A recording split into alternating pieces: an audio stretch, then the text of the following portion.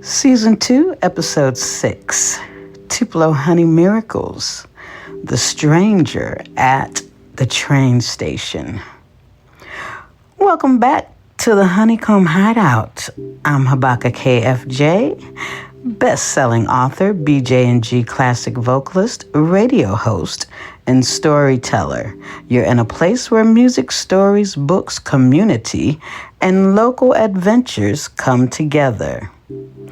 Go ahead and grab your favorite beverage and sit back and relax. Find the room that's right for you. And as you know, for the month of August, I'll be doing a series entitled Tupelo Honey Miracles. We all have them, and I wanted to share a few of mine. Sometimes a miracle doesn't look like a miracle when it first happens. Sometimes it looks like a stranger. Sometimes it looks like a coincidence. And sometimes when you look back on it years later, you realize that there were too many things that happened at exactly the right moment to simply dismiss them. And you know what, my honeybees? This is one of those things that can happen when you're a traveling artist. People see you on the stage. They see the beautiful clothes, the music, the audience, the applause, the photographs. Oh my goodness, the excitement of every moment. But what they don't always see is everything it takes to get there. Sometimes being an international artist means traveling alone, moving through airports and train stations you've never been through before, carrying multiple pieces of luggage, making connections, crossing borders, and figuring things out as you go. And when you're a woman traveling alone, as I was, oftentimes in a foreign country, you have to be especially aware of your surroundings. And that means really being prayed up, okay? I've traveled internationally for years. I had lived in Europe for many years. I knew how to travel. But that day reminded me that no matter how experienced you are, you can still find yourself in a situation you never expected. And that's exactly what happened to me. I was simply trying to get home. And somewhere between that train station and Italy, I experienced one of the most frightening and miraculous journeys of my life. Let me take you back to what happened. So, I was living in Italy, and a friend I had worked with before in Atlanta, before I moved to Italy, contacted me because he wanted me to fly into North Carolina to perform with him at a really swanky birthday celebration. So I checked my calendar and I was available, so he booked my flights. I flew into North Carolina, did the performance, and because my mother was living in Atlanta at the time, and still is, by the way, I decided to make the most of my trip. North Carolina is only about a 4-hour drive,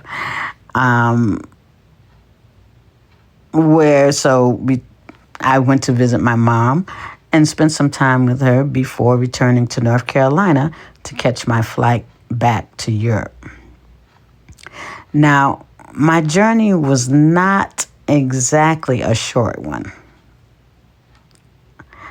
I think I took more than just the scenic route. It was a long journey, okay? I was flying from North Carolina to Europe and then taking a train into Italy from Switzerland. You heard me. It was a long trip, but I had the time and the train ride was actually quite comfortable. And I got to see more of the countryside. So I made my way through the airport, collected my luggage, and prepared to get to the train station for the next part of my journey.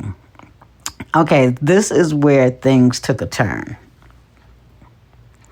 I had 2 very large pieces of luggage with me, of course, because I was taking things from Atlanta and trying to get them back to Italy, Anyway, and then I had so much stuff with me from, how us women are. We don't know what we want to put on to perform in. So I had all kinds of stuff with me. So when I got to the ticket counter, I was told which train I needed to take to connect with my next train. And I had to take an escalator down to get to the train. And it was already there, and it was getting ready to leave. And the woman told me, you better hurry up. And there was a gentleman directly behind me. Actually, he was so close behind me and up on me that I turned around and asked him, excuse me, if you could back up a little bit. I mean, he was close, y'all. He was close. So he asked me if I needed help with my luggage. I said no in the beginning because he was so close up on me. Then he asked me again. And as I was coming down the escalator, I thought, well, okay, I actually could use a little help getting these 2 enormous suitcases onto the train. So I said, yes, okay. He helped me with my luggage, and there was another guy with him. We get onto the train. I sat down with my luggage, all out of breath and everything, huffing and puffing. And then at the very next stop, those 2 men got off. I remember thinking to myself, that was strange, because I'm pretty much a logical thinker. And I was thinking, that's really strange. I thought, why would somebody get on to help me with my luggage and then get off at the very next stop? Not to say that you can't do that or get off at the next stop, but to me, I just found that really odd. And then I dismissed it. I didn't think anything else about it.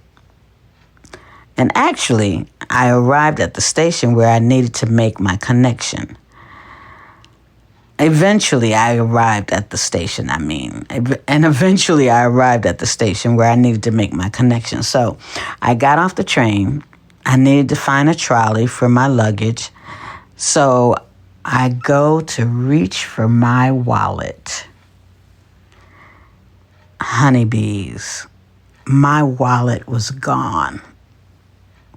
Just the thought of it now, I'm like, oh my goodness, my wallet was gone. That's when I realized what had happened. The man who helped me with my luggage, actually, he was up on me because he stole my wallet. And suddenly I was standing in a huge European train terminal in Switzerland with 2 enormous suitcases, no money, no credit cards, no wallet, and my connecting train ticket was gone too. I started trembling. And I was so grateful at that very moment when I remembered I had my passport, I had my driver's license, I had my Italian driver's license and some other important identification. But I didn't have my money or my cards. And I didn't have my connecting ticket to get to Italy. And then I remembered something. Earlier, when I was on the plane, I had done something that I had never even done before in all the years of me traveling. I took out all of my important identification, my passport, driver's license, and other credentials, and I put them all in a little clear baggie, and I put them inside my bra. Yes, you know how us women do that sometimes. And so for all the years, like I said, that I had been traveling back and forth between America and Europe, I had never even done that before. Never even thought about it. I always kept my identification in my purse, close to my body, but, in my purse. And that decision would turn out to be extremely important. Don't you dare go away. We'll be right back. Okay.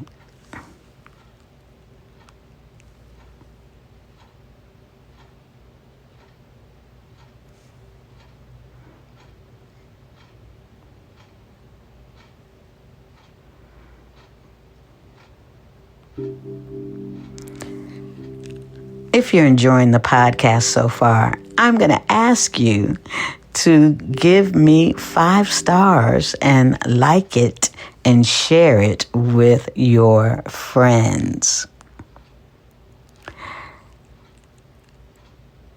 And that decision of me putting all of my credentials in a little baggie and putting it in my bra, because they got my wallet, but they didn't get my identity. Oh my God, I'm trembling just thinking about it again. Still, I was standing there scared and overwhelmed, trying to figure out how I was going to get myself and these 2 enormous suitcases to my next train, because I needed a trolley. I didn't even have money or coins, change for a luggage trolley. And I remember being in tears after thinking of all the stuff that I still needed to get home. And I'm thinking, what am I going to do? And then I looked up. There was an elderly gentleman standing there in front of me. And I would say he looked to be in his 80s. He was really, really old. When I say old, and he may not have even be really old, but he appeared to be really old. He was kind of slumped over, hunched over, with this heavy big coat on, and like he could barely, like a really older man that could, barely walk. But anyway, he was standing there looking at me with his hand out. And what he was doing was he was handing me change. And that's the strange part, because I don't remember even seeing him on the train or anywhere. He just simply appeared. And he didn't say not one word to me. He just handed me the coins I needed to get the trolley. And that's it. He gave me the money. It was the exact amount that I needed. I was crying and I thanked him. And I turned around, got the trolley, put my luggage on it, and while I'm crying and I'm saying, thank you, Lord, thank you, Lord. And then I turned back around to thank him again, and he was gone, like in thin air, nowhere. And this was a very large terminal. Everyone getting off the train, we all had to go in the same direction in order to connect to the next train. You had to walk a considerable distance to get to the connecting trains. And, there was no way in my mind that he could have simply walked away that quickly without me even seeing him, because I'm rushing and I'm trying to make my connection. But I promise you, he was gone. And I have never forgotten that. That was miracle number 1. I still don't know who that man was today. I don't know where he came from, and I don't know where he went. The only thing I do know is that when I needed exactly the amount of money required to get my luggage trolley, he appeared with it. Then I went to the police station inside the train terminal. I explained that my wallet had been stolen. I explained that my connecting ticket was gone, and I asked for help. And you know what? They did not help me. Instead, they looked at me like I was lying and like I was making it up. And they told me there was nothing they could do, and they directed me to go to the train station. So I went to the train station to the help desk, and understandably, I get it. They were skeptical because, anyone could walk up to a ticket counter and say, "Oh, my wallet was stolen. I lost my ticket. And can you give me a replacement? Can you give me another ticket?" I understand. I get that. I've been in management before. But I had my passport. I just didn't have the wallet or the ticket. I didn't have even a copy of it in my phone or anything. And they told me I would have to purchase another ticket. Except I didn't have any money. I didn't have my credit cards. I didn't have anything. And that's when I thought of my mother. So I asked them, could I use their phone to make a long distance phone call because I was coming from America. At first they were saying no, and I was like, I don't know how I'm going to get this ticket. That's the only person I can call and to think of to get help. Now, there was just one problem with that. My mother was in Atlanta, as I said earlier, and I was in Europe. And because of the time difference, it was about 1 o'clock in the morning for her. And my mother is deaf. She is hard of hearing. And without her hearing aids, she cannot hear at all. And what she does before she goes to sleep, when she gets in the bed, she takes out her hearing aids. So she cannot hear anything. So I remember standing there thinking to myself, oh my God, I'm going to call my mother, but she's not going to hear me because I know she took her hearing aids out because she always does that. That's what she does. And she's not going to hear the phone. So, you know what? I called anyway. And do you know what happened? Oh my God. She answered the phone on the second ring. The second ring.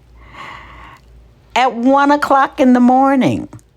Without her hearing aids. The moment I heard her voice, I started crying. I told her what happened. And somehow she was able to hear every word I was saying. She understood what I was saying, and she gave me her credit card information so that I could purchase another ticket. And I want you to understand something. Being a woman traveling alone in a foreign country, it is not always easy. It can be stressful. It can be intimidating. And sometimes it can be extremely dangerous.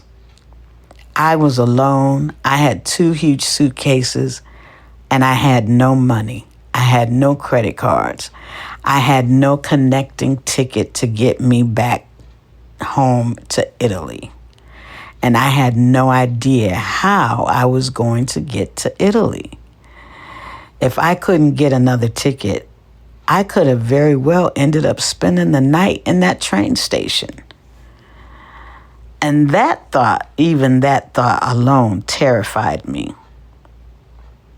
So you see, when my mother answered that phone on the second ring at 1 o'clock in the morning without her hearing aids, I knew I wasn't alone. because somehow when I needed help, help came. And that is what makes this a Tupelo Honey Miracle for me. And eventually, I made it home safely. I never got my wallet back. I never got the money back. But when I look back at that experience, I realized something. The miracle wasn't that my wallet was stolen. The miracle wasn't that everything went smoothly. It didn't. The miracle was that when something was taken away from me, I had already been protected in another way. My identification was safe. When I needed money for the trolley, a stranger appeared. When I needed someone to hear me at 1 o'clock in the morning, my mother answered on the second ring.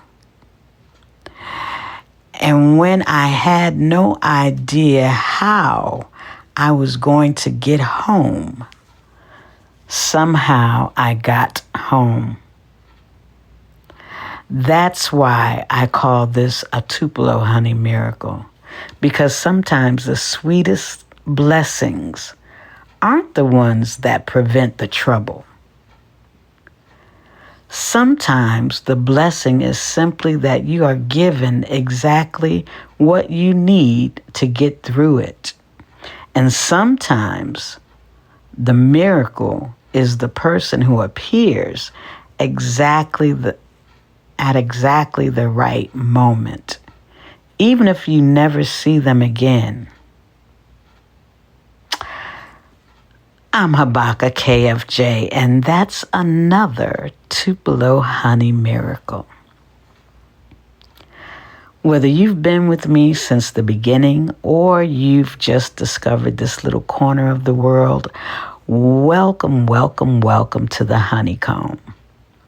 I'm so glad you're here, and I'm so glad that you're a honeybee. And if you weren't a honeybee, you are now. If today's episode encouraged you, help the hive grow by sharing it with a friend, leaving a review, and giving it 5 stars. If you're listening through Spotify or Apple Podcasts or in RSS.com through my website, you can leave a review.